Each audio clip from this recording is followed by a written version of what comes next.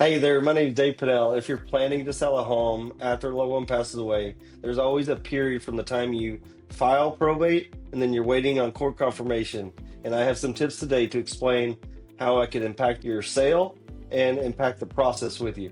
So when someone dies, a family member dies, and their name is still in the title, you either set in place some things to transfer title or you have to go through probate. And that's a period. Some counties are longer, like Dallas County, and Fort Worth is probably 4 months. So just depends. But there's a period that we refer to in the business, kind of like the process when you start a probate is like quicksand. You don't know what to really do and how to start.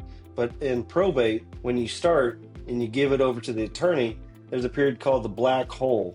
It's just the period of when you start probate and then when the court actually gives you confirmation.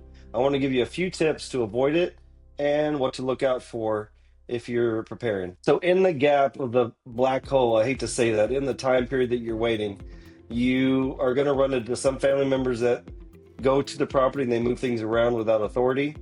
You're going to have some creditors that pop up. That's the reason for probate, is to make sure everybody gets paid off and that the property or assets transferred. So you're going to have some creditors find you that want their money back. Or worse, you have squatters or family members that move into the property because they think they own it. If they're going to be an heir, why don't they just move into the property?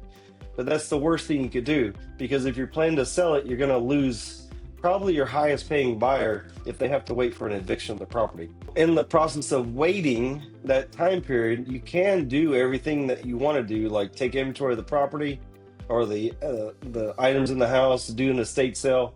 You can start preparing all that stuff while you're waiting for the confirmation. But things that will help you avoid that wait period, before the person passes away, unfortunately, to have a ladybird deed, a deed that transfers upon death if there's heirs already identified, or have a living trust where you have the beneficiaries scheduled to take over the asset.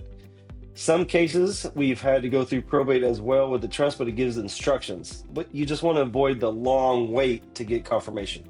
A trust is going to give you authority probably less than 30 days in most cases. A labor deed, immediately you skip the whole process.